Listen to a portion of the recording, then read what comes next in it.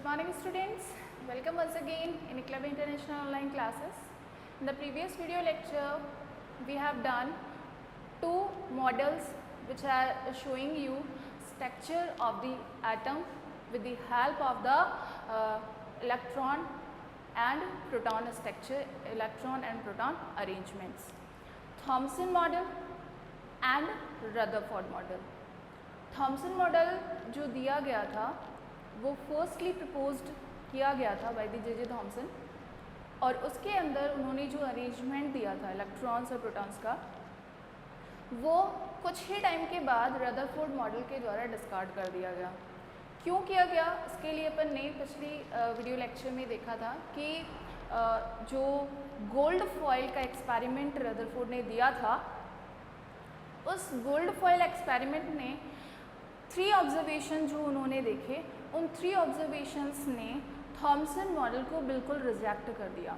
इसका रीज़न क्या था वो देखिए। पिछली बार अपन ने देखा था कि किस तरीके से रदरफोर्ड ने अपना एक्सपेरिमेंट के लिए एक अरेंजमेंट शो किया था जिसमें ZnS को उन्होंने एज अ स्क्रीन यूज़ किया था, क्योंकि with the help of the Zn we can identify, we can detect position of the alpha particles after the scattering। जब गोल्ड फॉयल पे स्ट्राइक होने के बाद अल्फा पार्टिकल स्कैटर होता है और वो कहाँ जा रहा है, तो उसके डिटेक्शन के लिए हमें किसकी हेल्प लेनी पड़ी, ZnS की। ये जो ZnS स्क्रीन थी उस ZnS स्क्रीन ने रदरफोर्ड की हेल्प की for the detection of the alpha particles after the scattering. यहाँ पे जो गोल्ड फॉयल उन्होंने ली थी, पिछले वीडियो लेक्चर में भी मैंने आपको बताया था कि बहुत पतली थी, 1000 एटम से मिलकर बनी हुई थी, ठीक है। और इस गोल्ड फॉयल पर जब उन्होंने with the help of radium source, जो कि एक क्या है, रेडियो एक्टिव एलिमेंट है, उसकी हेल्प से उन्होंने क्या किया था, अल्फा पार्टिकल का एक बीम बनाया था, एक पैरेलल रेस का बीम बनाया था उन्होंने। ये आपका रेडियम सोर्स है,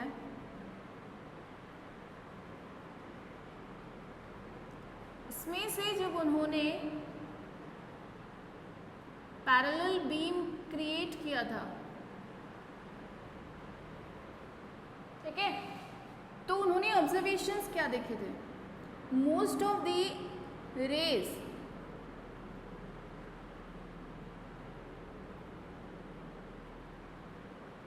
पासिंग एज अ स्ट्रेट। कैसे जा रही थी, बिल्कुल सीधी जा रही थी। कुछ क्या कर रही थी, स्कैटरिंग शो कर रही थी with some angles.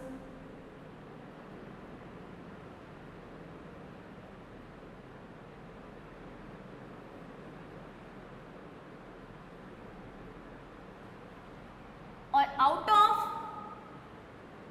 12,000, if you are following the NCERT, बहुत सारी बुक्स में 20,000 भी है। एक ऐसा पार्टिकल था, अल्फा पार्टिकल, जो कि गोल्ड फॉयल पे स्ट्राइक होने के बाद बिल्कुल वापस 180 के एंगल पे फिर से बैक आ गया था। ये वाला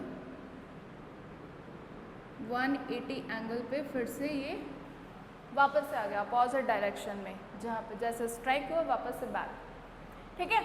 तो फर्स्ट ऑब्जर्वेशन जो था, अगर आप रदरफोर्ड के ऑब्जर्वेशंस की बात करें तो फर्स्ट ऑब्जर्वेशन क्या था, most of the alpha particles were passed through the gold foil in a straight line, बिल्कुल स्ट्रेट लाइन में निकल गए। सेकेंड ऑब्जर्वेशन उन्होंने क्या देखा,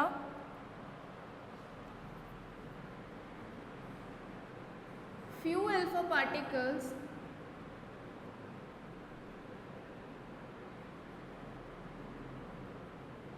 change their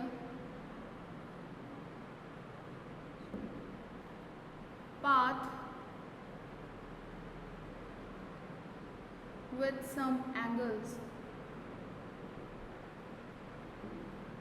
कुछ एंगल्स से उन्होंने क्या किया, अपना पाथ चेंज कर लिया, जैसे कि 90 के एंगल से, कुछ ने 120 के एंगल से, कुछ ने 110 के एंगल से, इस तरीके से कुछ कुछ एंगल बनाया उन्होंने।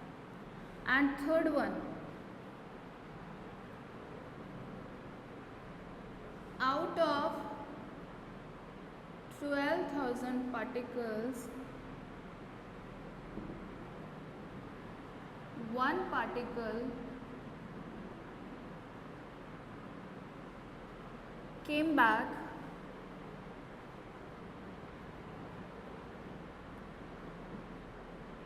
at their path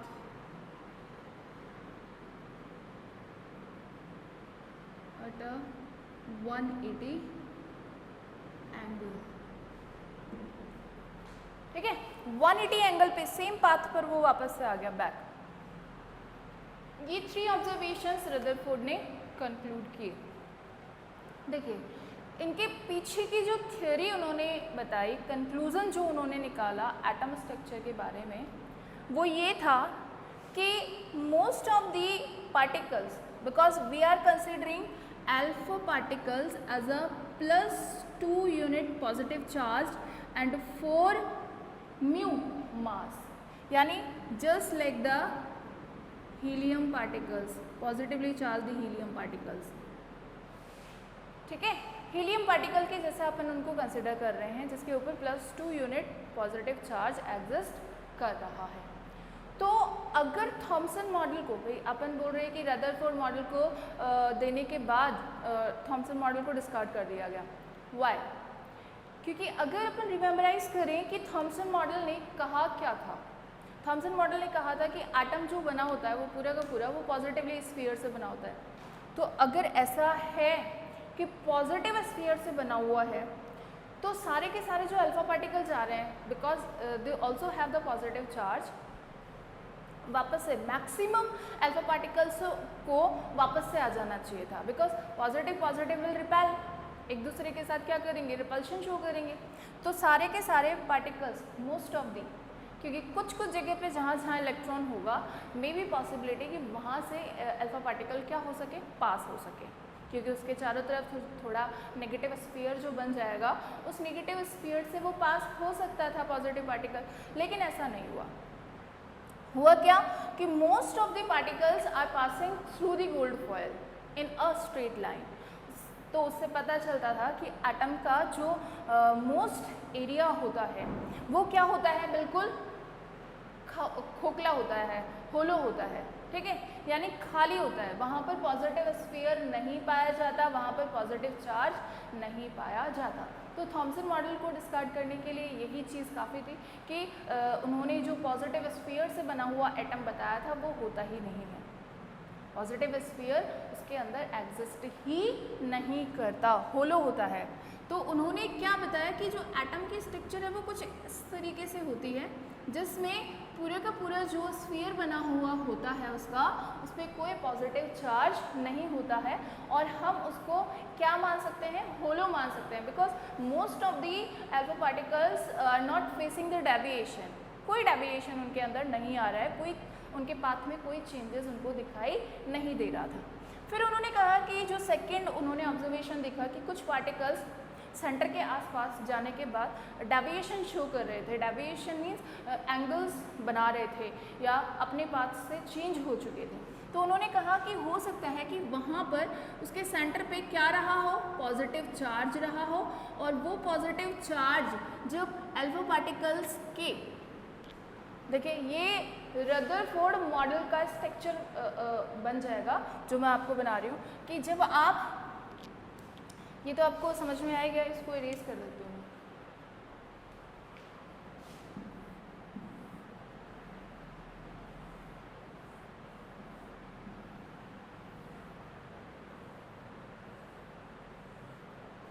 Rutherford scattering model को अगर आपको कंक्लूड करना हो तो कुछ इस तरीके से आप करेंगे। मान लीजिए ये गोल्ड फॉयल थी आपकी, है ना, सीधी रखते हैं गोल्ड फॉयल को और उसमें एटम्स बनाते हैं छोटे छोटे। ये आपकी मान लीजिए गोल्ड फॉयल है,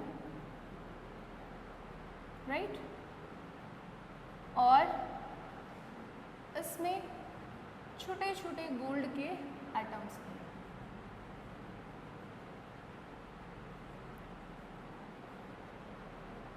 ठीक है, और इनके बीचों बीच पॉजिटिवली चार्ज्ड क्या है, न्यूक्लियस है इनका।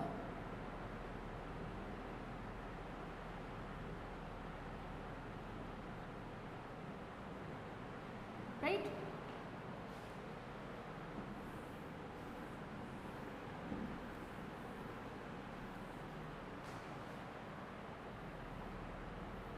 जब आप अल्फा पार्टिकल्स को बम्बार्ड करवाएंगे इसके ऊपर तो देखिए क्या होगा।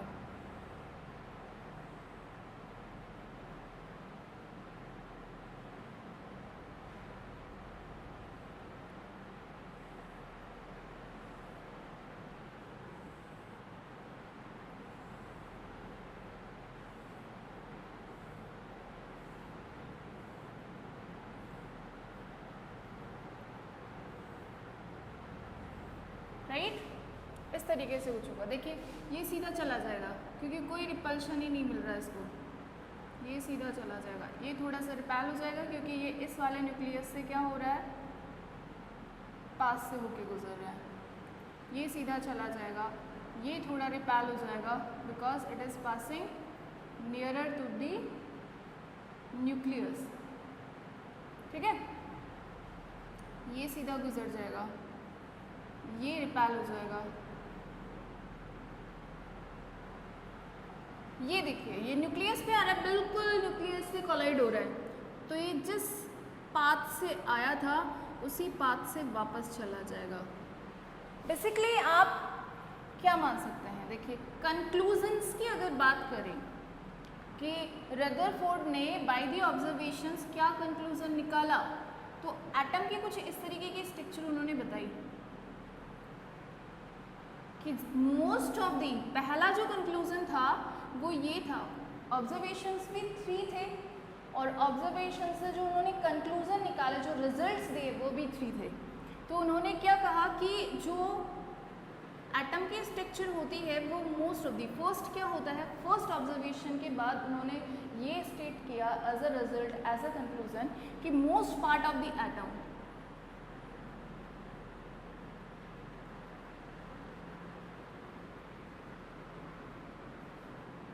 एज क्या होता है, होलो होता है, खोखला होता है। ठीक है,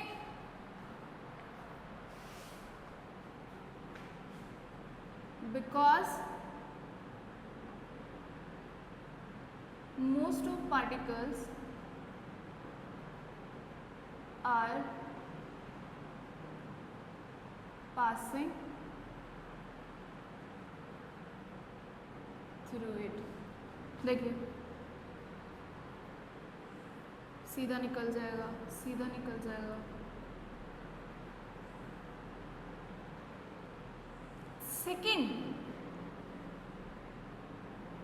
सेकेंड ऑब्जर्वेशन जो उन्होंने बताया वो क्या था कि कुछ पार्टिकल्स क्या हो रहे थे, with some angle they were deflect हो रहे थे, स्कैटर हो रहे थे।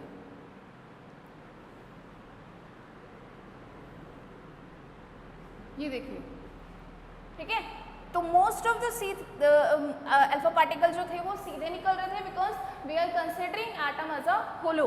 लेकिन कुछ जो एंगल बना रहे हैं 90, 120, 110, 100 जिस भी एंगल से वो डेविएट हो रहे हैं वो किसकी वजह से, फ्यू पार्टिकल्स, सेकेंड जो कंक्लूजन था वो क्या था, few particles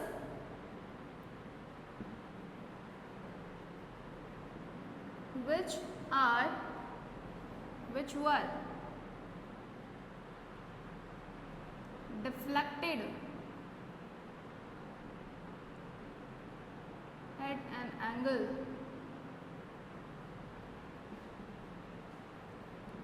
they are feeling repulsion. किसकी वजह से हो रहे हैं वो, रिपल्शन की वजह से, because they were passing nearer to the nucleus, और न्यूक्लियस पे कौन सा चार्ज है, पॉजिटिव चार्ज है, और उस पॉजिटिव चार्ज की वजह से उनके ऊपर, खुद के ऊपर भी कैसा चार्ज है, पॉजिटिव चार्ज है। अल्फा पार्टिकल्स को अपन क्या मान रहे हैं, पॉजिटिवली चार्ज पार्टिकल मान रहे हैं ना, तो उनके ऊपर, खुद के ऊपर भी क्या है, पॉजिटिव चार्ज है, और वो किसके पास से निकल रहे हैं, पॉजिटिव चार्ज के पास से ही निकल रहे हैं। इसलिए उन्होंने क्या कहा कि due to the repulsion between the positive charge, due to the repulsion they will they were deflected, will तो होंगे ही जब हो चुके पहले, ठीक है। और एक जो डिफ्लेक्ट हुआ 180 के एंगल से,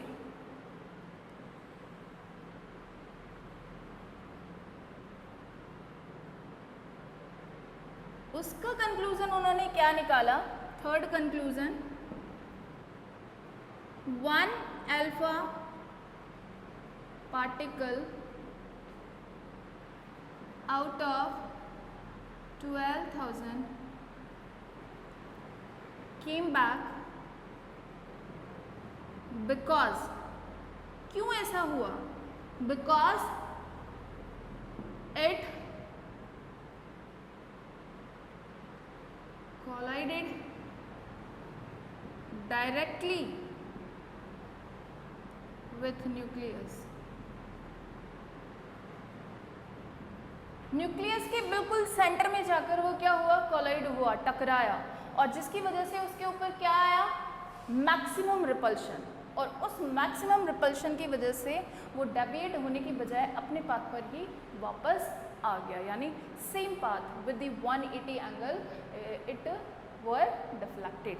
तो ये जो 3 कंक्लूजन्स थे जो उन्होंने अपने इस रदरफोर्ड स्कैटरिंग मॉडल से उन्होंने एक्सप्लेन किए, और उन्होंने इस पूरे एक्सपेरिमेंट से ये बताया कि जो एटम होता है वो होलो होता है और उसके ऊपर कोई पॉजिटिव स्फीयर नहीं पाया जाता, और यही स्टेटमेंट रदरफोर्ड का जो था वही स्टेटमेंट थॉमसन मॉडल के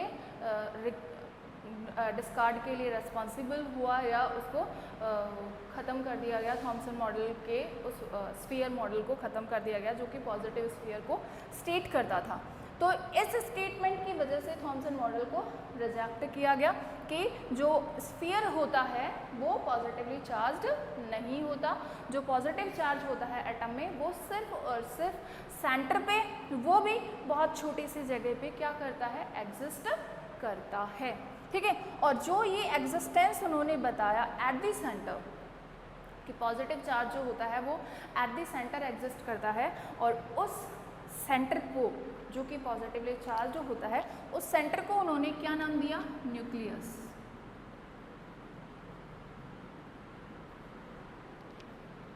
क्या नाम दिया उन्होंने, इस सेंटर को न्यूक्लियस नाम दिया। तो रदरफोर्ड का जो मॉडल था, जिसे अपन स्कैटरिंग मॉडल भी कहते हैं, गोल्ड फॉयल मॉडल भी कहते हैं, वो बेसिकली था क्या कि एक गोल्ड फॉयल ली गई, जिस लाइक इसको अपन गोल्ड फॉयल मानते हैं, और इसके ऊपर radium salts, why we are taking the radium as a source of the alpha particles, because जितने भी रेडियो एक्टिव पार्टिकल्स होते हैं वो बहुत अच्छे गुड सॉर्स माने जाते हैं रेडियो एक्टिव रेज के, अल्फा बीटा गामा जो रेज होती हैं उनके। तो अल्फा पार्टिकल्स का एक बहुत अच्छा सॉर्स है radium, because it is a radioactive substance. तो उसको as a alpha particle source अपन ने यूज़ किया, एक पीस ऑफ रेडियम को, और उससे जब अल्फा पार्टिकल्स को डाला गया एक पैरेलल बीम के थ्रू या एक पैरेलल बीम बनाकर, तो उस पैरेलल बीम बनाने के लिए अपने क्या ली थी, कार्डबोर्ड स्लेट ली थी जिसके बीचों बीच एक छोटा सा होल कर दिया था, जिसकी वजह से अपने को एक पैरेलल बीम मिल रही थी।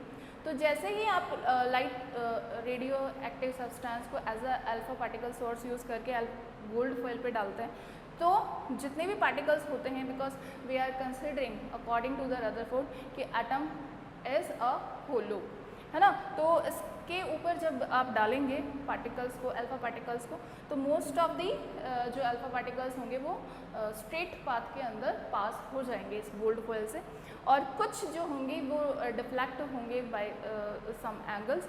तो वो क्यों डिफ्लेक्ट हो रहे हैं, because they are passing nearer to the nucleus, nucleus के पास से होकर वो गुजर रहे हैं। तो न्यूक्लियस पे पॉजिटिव चार्ज होने की वजह से वो रिपल्शन फील करते हैं, और due to that repulsion they are deflecting from their path, ठीक है। और जो लास्ट ऑब्जर्वेशन उनका था कि out of the 12,000 particles, one particle is came back at the 180 angle at the same path। तो उसके लिए उन्होंने स्टेट किया कि ऐसा इसलिए हुआ क्योंकि वो डायरेक्ट कोलिजन शो कर रहा था, डायरेक्ट कोलाइड हो रहा था किसके साथ, न्यूक्लियस के साथ। तो वो जो कोलिजन था उसका, वो कोलिजन इतना ज़्यादा इफ़ेक्टिव रहा, इतना ज़्यादा रिपल्शन वहाँ पर कॉज हो गया, जिसकी वजह से वो अपने जिस पाथ से वो गया था उस सेम पाथ से वापस वो बैक उसी पाथ पर आ जाता है। तो ये जो मॉडल दिया गया था गोल्ड फॉइल का मॉडल, उसको एज अ स्कैटरिंग मॉडल इस तरीके से रिप्रेजेंट आप कर सकते हैं, और कंक्लूजन्स को आप इसके इस वाले पिक्चर से या इस वाले फिगर से इजीली डिस्क्राइब कर सकते हैं कि किस तरह से रिजल्ट्स शो किए गए। तो इसमें देखिए most of the alpha particles are passing through the atom because there is no repulsion force on them, but some are deflected from their path by some angles because they are passing nearer to the nucleus। और जैसे ही वो पास आते हैं repulsion की वजह से उनमें deviation आता है, डिफ्लेक्ट होते हैं, और वो अपने पाथ से डेविएट होने के बाद कुछ एंगल्स पे चले जाते हैं। एक अगर आप पार्टिकल देखेंगे तो वो 180 एंगल पे फिर से बैक आ रहा है, उसका रीज़न था कि वो डायरेक्ट कोलाइड हुआ था। मोस्ट इम्पॉर्टेंट थिंग कि इस वाले एक्सपेरिमेंट को जो रदरफोर्ड थे उन्होंने एक बहुत ही शॉकिंग रिज़ल्ट फेस उन्होंने किया था, इसलिए बहुत ही एक अच्छे एग्जाम्पल के थ्रू उन्होंने एक्सप्लेन किया, और उन्होंने कहा कि ये जो एक्सपेरिमेंट है वो मुझे बहुत ज़्यादा शॉक कर रहा है, because Thomson model, according to the Thomson model they are not, he was not expecting the results which they faced, क्योंकि उनके अकॉर्डिंग उन्होंने कुछ और ही सोचा था कि ज़्यादातर अल्फा पार्टिकल्स वापस पीछे आ जाएंगे। तो वो जो रिज़ल्ट उन्होंने देखा वो उनको शॉक करने वाला था, और उन्होंने ये स्टेट किया कि मुझे ऐसा लग रहा है कि मैं एक छोटी सी तोप से, एक आर्टरी से क्या कर रहा हूँ, 50 इंच का एक गोला दाग रहा हूँ, यानी एक शैल दाग रहा हूँ, और वो एक टिश्यू पेपर से जाके स्ट्राइक हो रहा है, और उस टिश्यू पेपर से स्ट्राइक होने के बाद वो वापस से मुझे ही बैक अटैक कर रहा है। यानी इस वाले रिज़ल्ट को उन्होंने इस तरीके से एक्सप्लेन किया था कि अगर मैं एक आर्टरी से या एक छोटी सी तोप से एक गोला दागूं 50 इंच का, और उसको टिश्यू पेपर पे स्ट्राइक कर रहा हूँ, और सोचिए कि वो टिश्यू पेपर फट जाने की बजाय क्या कर रहा है, वापस से मुझे बैक अटैक कर रहा है, यानी उससे टकराने के बाद वापस से वो गोला जो है 50 इंच का गोला जो है वो वापस से मुझे ही क्या कर देता है, फिर से हिट कर देता है। तो ये जो थर्ड उनका रिजल्ट था, जो थर्ड उन्होंने ऑब्जर्वेशन देखा था, that third observation were stated by the Rutherford as these lines कि if I am launching a 50 inch ball from the artery and I am hitting the tissue paper but it came back and hit me again, वापस से मुझे ही hit कर देता है। तो ये बहुत ही ज़्यादा शॉकिंग रिजल्ट्स थे रदरफोर्ड के, और इस रिज़ल्ट के बाद फिर जो फर्दर ऑन रिजल्ट्स आए वो इसी स्ट्रक्चर के बेस पे आए कि न्यूक्लियस को पॉजिटिवली स्फीयर माना गया और इलेक्ट्रॉन्स को इसके सराउंडिंग में, इसके चारों तरफ क्या माना गया, रिवॉल्व करते हुए माना गया। जो अभी भी अपन फॉलो करते हैं कि न्यूक्लियस में प्रोटॉन्स पाए जाते हैं, पॉजिटिवली चार्ज स्फीयर जो होता है वो न्यूक्लियस में एग्जिस्ट करता है, और इलेक्ट्रॉन्स जो होते हैं वो उसके चारों तरफ एज अ प्लैनेटरी इलेक्ट्रॉन जिनको कहा जाता है, जैसे कि सन जो होता है वो सेंटर पे होता है और प्लैनेट्स जो होते हैं वो उसके चारों तरफ घूमते रहते हैं। इसलिए सबसे पहला जो स्टेटमेंट आया था इलेक्ट्रॉन्स का, उनको कहा गया था planetary electrons, planetary electrons because they were compared with the planets. और न्यूक्लियस को किससे कंपेयर किया गया था, सन से।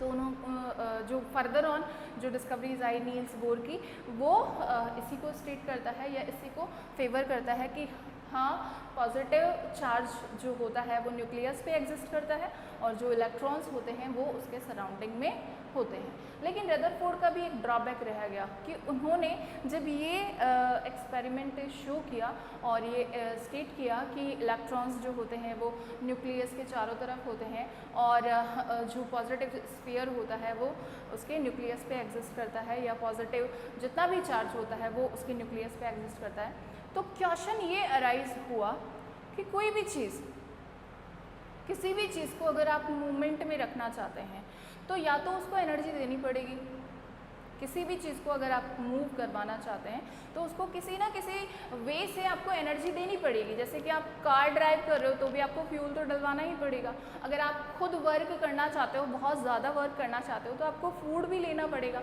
तो किसी ना किसी वे के अंदर आपको उसको एनर्जी देनी पड़ेगी।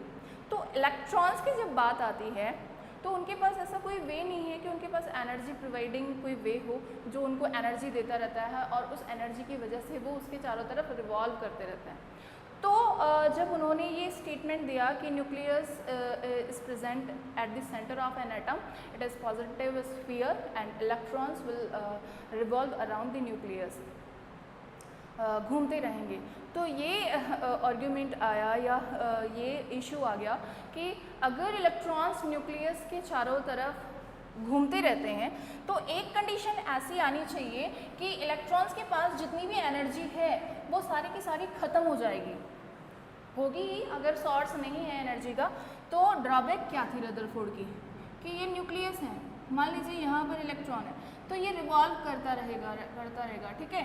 थोड़े टाइम बाद इसकी एनर्जी लूज़ होगी, फिर और लूज़ हो जाएगी, फिर और लूज़ हो जाएगी और एट लास्ट वो कहाँ आके गिर जाएगा, न्यूक्लियस में आके गिर जाना चाहिए था, ठीक है। जबकि ऐसा नहीं होता, ऐसा नहीं होता। अगर ऐसा होता तो सारे के सारे एटम ही क्या होते, अनस्टेबल होते, जबकि ऐसा नहीं होता।